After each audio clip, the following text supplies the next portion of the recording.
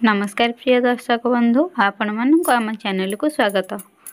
तो आज हूँ जागर अमावास्या महाशिवरात्रि आपण मानक अनेक अनेक शुभेच्छा और शुभकामना। तो देखु ये मंदिरटी हूँ आम गाँव शिव मंदिर वैद्यनाथ मंदिर। तो ये मंदिर को आम आज जाइचु दीप जालियापाई ठाकुर को डाकियापाई। तो देखु मंदिरटी केते सुंदर है, पोखरी अच्छी, पोखरी कूल ठाकुरंकर मंदिर। तो ये जागर दिवस रे नना गोटे ठाकुरंकर जनान लिखिथिले। तो बो जनानटी को एबे पढ़िबा को जाउछंती, आपण माने सुनंतु शेष पर्यंत। आशा करछु आपण माननको निश्चिंत भल लागिबो।